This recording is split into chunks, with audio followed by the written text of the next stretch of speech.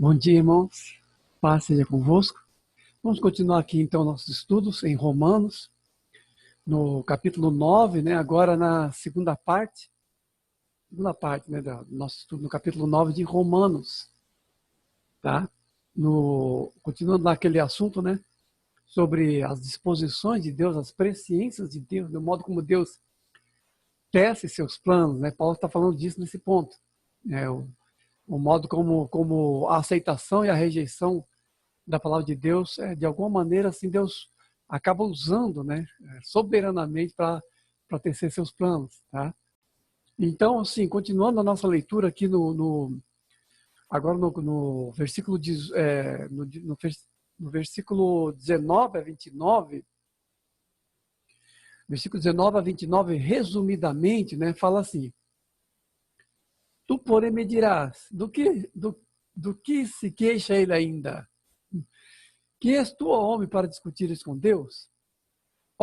Ou não tem o oleiro direito sobre a massa, para do mesmo barro fazer um vaso para a honra e outro para a desonra? Assim também como dizem Oséias, chamarei o meu povo ao que não era povo, e amado ao que não era amada. E no lugar em que se lhes disse, vós não sois meu povo, ali mesmo serão chamados filhos do Deus vivo. Mas relativamente a Israel, dele clama Isaías, ainda que o número dos filhos de Israel seja como a areia do mar, o remanescente é que será salvo. Porque o Senhor cumprirá a sua palavra sobre a terra, cabalmente e em breve. Isaías disse, se o Senhor dos exércitos não nos tivesse deixado descendência, ter-nos-íamos tornado como Sodoma e semelhantes a Gomorra. Vamos ver isso por parte, então, que é um tema bastante vasto, assim, que fecha como é que eu vou dizer, vários entendimentos, né, das ações de Deus. Dá para se entender uma parte, assim, considerável das ações de Deus a partir desses versículos, né? Então começa dizendo assim, né, do que ele se queixa, né? Que são aquelas perguntas que Paulo fala, retóricas, né, de certa forma, perguntas que ele mesmo responde e que colocam as objeções possíveis em relação ao tema, né, em relação ao que Paulo está tratando. Então, do que ele se queixa? Se tudo está na mão dele, né? Assim, porque há advertências, né? Há, assim, como é que eu vou dizer? Advertências e reclamações de Deus em relação às obediências do povo.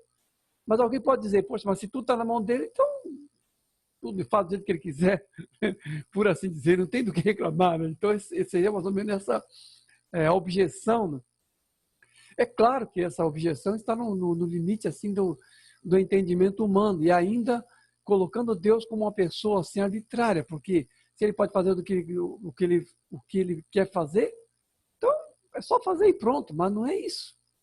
O ponto que nós vamos ver aqui, e aqui nessa passagem em diante se torna mais claro isso, é que Deus de fato está interagindo com a liberdade das decisões humanas.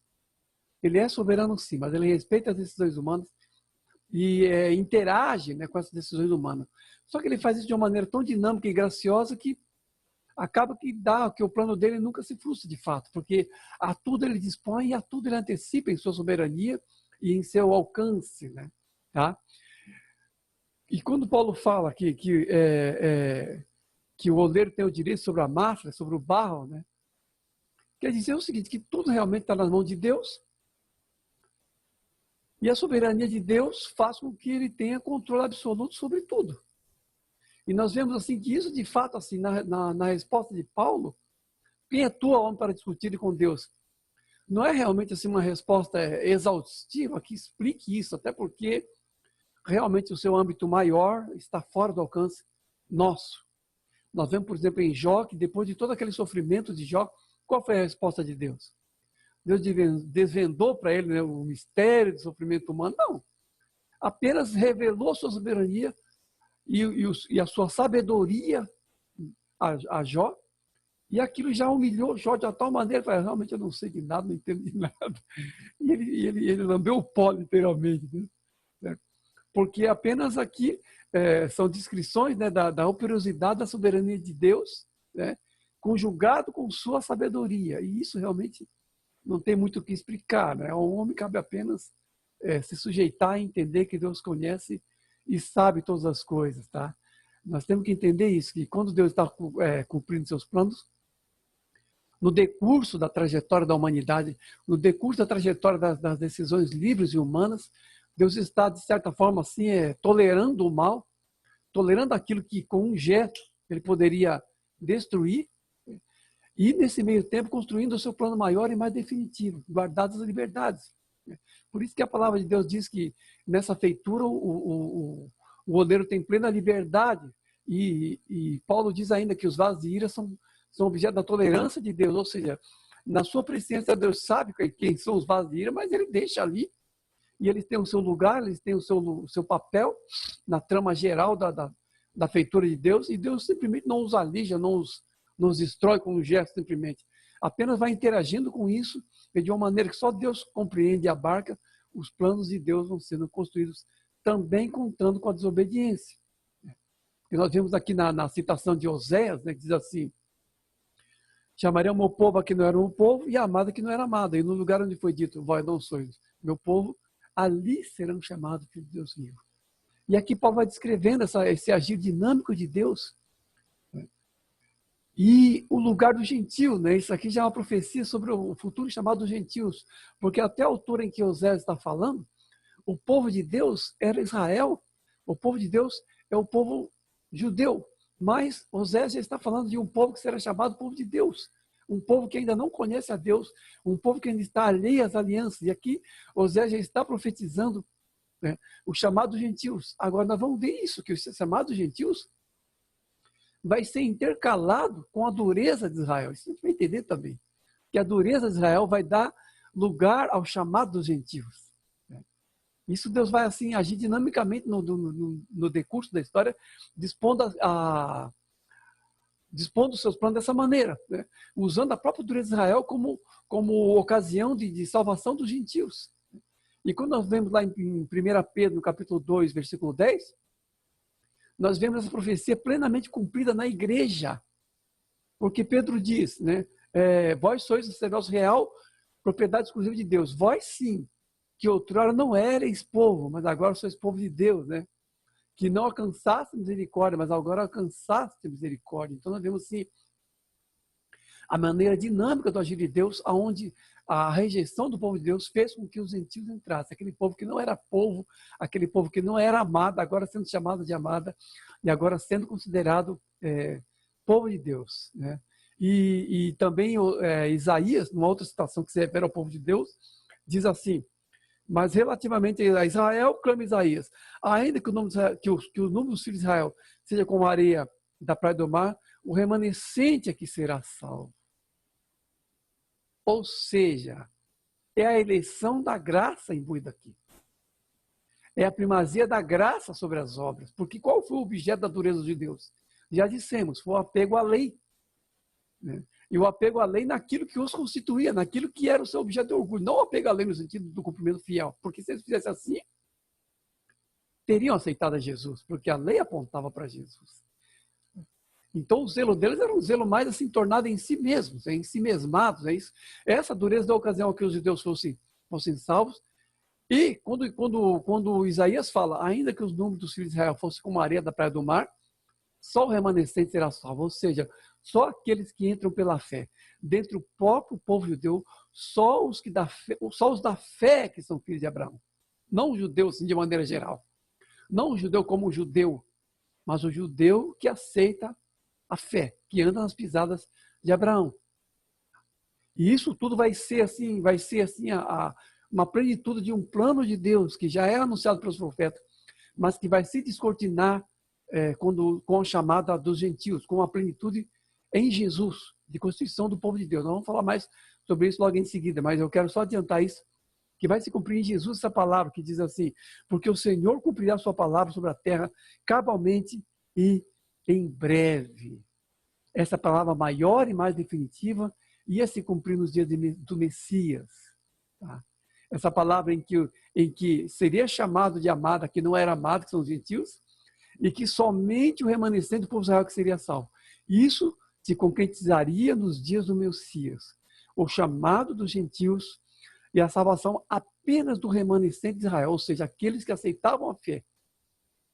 porque os demais ficaram endurecidos. A maioria do povo ficou endurecido, na verdade, por esse apego, por essa rejeição da fé e o apego às obras, né? Então diz assim, se o Senhor dos Exércitos não tivesse deixado descendência, teríamos sido como Sodoma e semelhantes a Gomorra. Aí que está, irmãos, tá? Tem uma coisa que nós temos que entender aqui. Os tratos de Deus com o povo de Israel, lá no Antigo Testamento, são a base profética do trato de Deus com todos os povos, com todas as gentes, e também com todas as nações. A maneira como Israel e as nações são tratados lá no Antigo Testamento são a base profética do trato de Deus com Israel como nação e também com as nações de maneira geral. Às vezes eu vejo assim, a pessoa falando assim, por que será que não tem os Estados Unidos na Bíblia? Porque não precisa ter. Porque o trato de Deus com as nações lá no Antigo Testamento é o trato geral de Deus em todas as épocas. Ele é soberano sobre as nações, ele é soberano sobre Israel. Então não precisa estar escrito, estar profetizado, nomeado cada nação que vai aparecer. Porque os moldes já estão lá. Em relação a Israel, a mesma coisa. Porque aqui essa palavra vai ser cumprida em breve, ela vai abranger todas as nações depois. Em Jesus. Vai ser abrangido para todas as nações. Esse chamado que antes era restrito só a Israel, vai ser abrangido para todas as nações nos termos da nova aliança, de modo que só os judeus que são remanescentes são aqueles que entram pelos termos da nova aliança, e não naqueles termos da antiga aliança. Né? Se o Senhor não nos tivesse deixado descendência, seríamos como Sodoma e semelhantes a Gomorra. Aquilo que era verdade em Israel, com relação a Israel, onde o povo de Deus é sal, onde o povo de Deus preserva, isso é verdade permanente. Porque o povo de Deus, o sacerdócio do povo de Deus, o papel geral do povo de Deus, como Pedro aqui depois aplica aos gentios, né, aplica ao povo de Deus de maneira geral, esse sacerdócio é o papel permanente do povo de Deus em relação aos habitantes da terra. Por isso que ele usa essa expressão. Se o Senhor não nos tivesse deixado descendência, seríamos como Sodoma e semelhantes a Gomorra. Por quê? Qual é a base dele falar isso? Quando lemos sobre Sodoma e Gomorra, nós lemos que um homem justo, um homem de Deus chamado Abraão, intercedeu pela cidade inteira.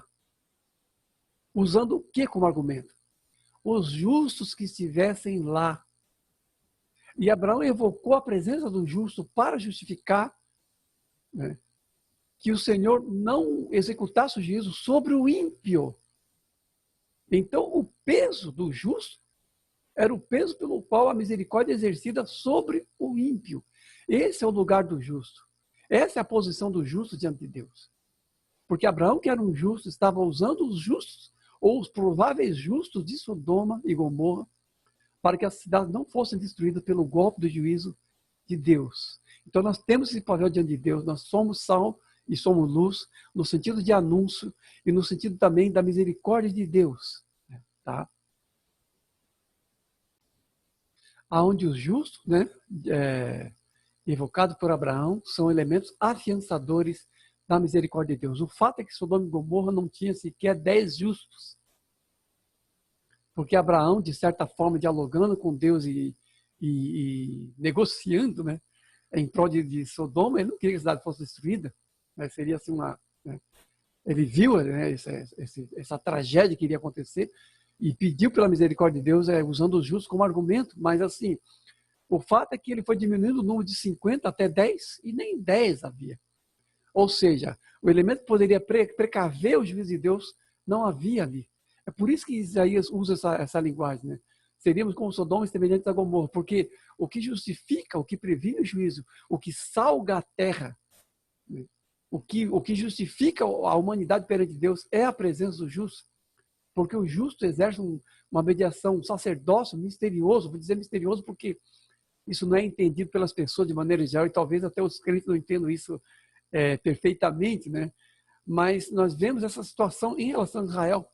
Isaías dizendo que se não fosse aquele remanescente fiel, aquele número pequeno de judeus fiéis, Israel teria se corrompido e se tornado como Sodoma e Gomorra, merecedor até do mesmo juízo.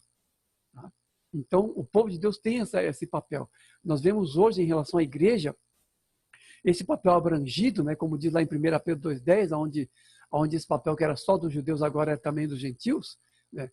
Em passagem como Apocalipse 5, 9 a 10, e depois Apocalipse 8, 3, né? Apocalipse 5, 9 a 10, nós lemos que a cruz de Cristo estabeleceu povos, todos os povos, línguas e nações como sacerdotes perante Deus. Então já não está mais restrito aos judeus, né? Mas a todo aquele que está em Jesus e é chamado para ser sacerdote em Jesus. Exercer esse ministério, né, de intercessão, exercer esse ministério, né, da ação de Deus perante a humanidade em Jesus. Já não está mais escrito aos judeus. Isso diz formalmente em Apocalipse 5, 9 a 10. Abrangeu para todas as nações esse papel em Jesus.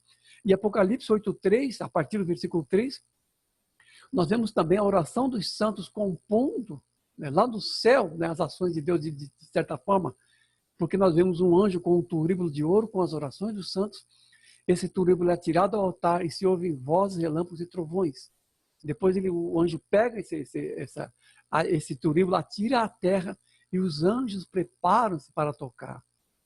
Que é uma figura das ações judiciosas de Deus, as trombetas, assim como as taças, assim como os selos, as ações maiores e mais definitivas de Deus sobre a terra, prefigurado profeticamente, na qual no caso é mencionado explicitamente aqui, no caso das trombetas, como tendo as orações dos santos como elemento participante disso.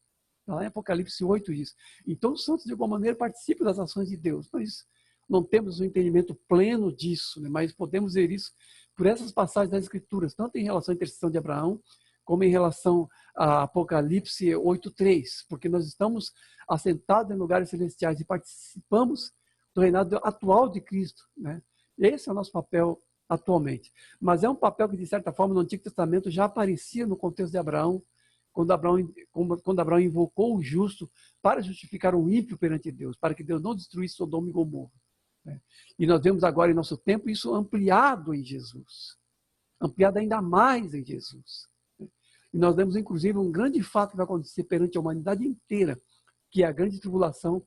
Nós lemos lá nas palavras de Jesus que esse tempo será abreviado por amor aos escolhidos. Esse fato acontecerá em relação ao mundo inteiro. Os dias da tribulação serão abreviados por amor aos escolhidos, aos eleitos, à igreja. Mas quem saberá disso? O mundo não saberá disso, porque o mundo não reconhece a igreja por aquilo que ela é. Tá? Continuando aqui, então, no versículo 19 a 29, continuando a leitura aqui, lemos assim. Aliás, estou me confundindo aqui. No versículo 30 a 33, né? Nós lemos do 19 a 29, agora 30 a 33. Diz assim: Que diremos, pois? Que diremos, pois? Que os gentios que não buscavam a justificação vieram alcançá-la. Todavia, a que decorre da fé, aquela história sempre, né? Israel, que buscava a lei da justiça, não chegou a atingir essa lei. Por quê? Porque não decorreu da fé, e sim das obras. Tropeçaram na pedra de tropeço, como está escrito. Eis que põe em Sião a pedra de tropeço e rocha de escândalo, e aquele que nele crer não será confundido. Que diremos, pois? Aí como ficamos, então, né? Fechando o capítulo 9 aqui. Como é que termina essa história? O que Paulo está dizendo o tempo todo é que o plano maior de Deus nunca é frustrado com as escolhas humanas. Isso ele está dizendo, soberanamente não. E que a própria dureza é usada em uma trama maior. Isso já falei várias vezes. Aqui nesse versículo ele vai dizer, que diremos, pois? Como aconteceu esse processo? Como aconteceu isso? Aconteceu da seguinte maneira. 2 pontos. Os gentios, que era o povo alheio, que estavam alheios às promessas, não conheciam, né? Estavam alheios, sem Deus no mundo, como diz lá em Efésios, alheios à promessa sem Deus no mundo, eles alcançaram. E é isso que Osés profetizou, né? Que o povo que não era povo se tornou povo. Através de que processo? Pela fé. Porque os gentios entraram pela fé. Enquanto Israel, uma grande parte ficou endurecida. Só uma pequena parte, são os remanescentes, aí quem diz isso é Isaías, só um remanescente é que aceitou a Jesus. Por quê? Porque veio a Jesus, veio a pedra de toque. Jesus foi colocado ali como pedra de toque. Porque todas as promessas que foram feitas a Abraão tinha Jesus como endereço final. Então, aqueles que já andavam pela fé de Abraão entenderam Jesus. Esses são remanescentes em relação aos judeus.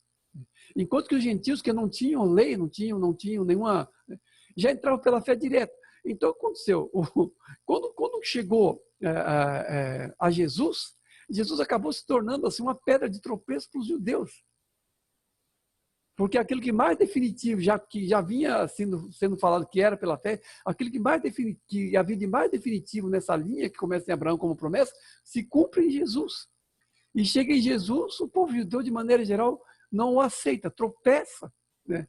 Tropeça na lei. Tropeça na lei. Então, aquela lei que deveria conduzir os judeus aos gentios, eles se apropriaram dela de uma maneira errada e tropeçaram nela. Enquanto que os gentios que não tinham lei nenhuma, entraram pela fé direto. E nós vemos até, né, no livro de Atos, no capítulo 15, como isso deu um debate, né? Os judeus achavam que tinha que passar pela lei, e foi entendido que não, né, que entra pela fé direto. Então, o que acontece? Eis que põe em Sião uma pedra de tropeço. Quem nela crê não será confundido. E Pedro evoca essa mesma passagem. E diz que essa pedra, que é Jesus, né, para os que tropeçam, é tropeço. Mas para vós, né, é pedra de alicerce. Então, Jesus acaba sendo assim um elemento de contradição, né, como foi profetizado lá por Simeão, quando Jesus foi apresentado lá no templo, elemento de contradição. Porque, por um lado, ele é a base para aqueles que o aceitam, e por outro lado, é tropeço para aqueles que o rejeitam. E isso aconteceu. Isso foi feito por Deus. Então, o plano maior e mais definitivo de Deus acabou tendo essa conclusão final em Jesus, né? Então, o que aconteceu aqui? Acabou acontecendo assim a volta por cima dos gentios, né?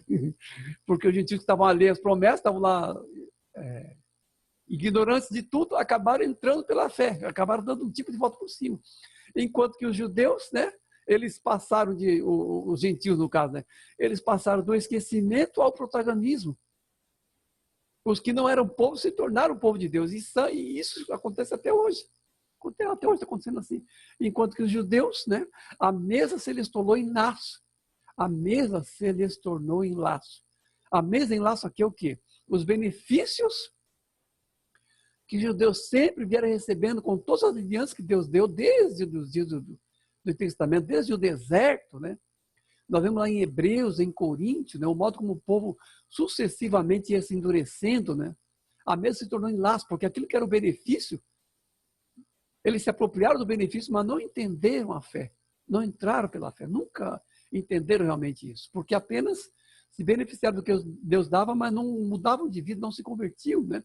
Não andavam na lei assim como cumpridores fiéis, como cumpridores reais dessa lei. E foram de tropeço em tropeço até chegar, infelizmente, até chegar a Jesus, porque esses entendimentos ou esses benefícios não foram compreendidos pela fé, não foram compreendidos como elementos que deveriam alicerçar a fé e reforçar a fé. Vocês nunca chegaram a entender, né? Eles comiam, por exemplo, o maná, mas não entendiam que nem só de pão vive o homem. Então, as mensagens de Deus por trás dos benefícios de Deus, das ações de Deus, eles não chegaram a entender. E isso foi um endurecimento, né? Agora, esse é o ponto, né? A situação atual, né? Como está a situação atual? Ainda está desse jeito, porque os judeus até hoje ainda estão esperando o Messias, né? É Jesus o Messias, mas eles não o aceitam, porque não veio do jeito que eles queriam. Então não aceitam até hoje. E estão lá, né? A lei ainda é o tropeço para eles. Estão lá. Se você ver hoje em dia, estão lá na frente do Muro das Lamentações, né? Colocando aquele negocinho, fazendo aquele... Coloca o papelzinho lá, né? Dos pedidos, fica lá. Estão até hoje fazendo aquilo. Então não aceitam até hoje, né? Os judeus atualmente estão assim. E a lei ainda é tropeço para eles. Agora, essa é uma pergunta que não quer calar, né? Se a lei não aponta para Jesus, no caso deles, qual é a finalidade dos elementos exteriores da lei? Se a interioridade da lei e a mensagem principal da lei apontar para Jesus, se essa eles não aceitam, o que fica dos elementos exteriores quanto ao seu significado? Significa alguma coisa? Significa alguma coisa? A cerimônia significa alguma coisa? Não, não. Porque o significado delas apontava para Jesus. Se não leva a Jesus, em si mesmo não são nada. Quero dizer assim para vocês, irmãos, que pessoalmente Eu nunca acreditei e não acredito num paralelismo identitário como povo de Deus entre os judeus e a igreja. Porque o corpo de Cristo é a igreja. Aqueles que adoram a Deus em espírito e em verdade é a igreja. E o judeu ele se torna povo de Deus, ele se torna remanescente, aceitando a Jesus e se fazendo um corpo. Porque esse corpo é o corpo de Cristo, não é a denominação. Não é a igreja entendida só como denominação, é o corpo de Cristo. O corpo de Cristo é a igreja. Tá?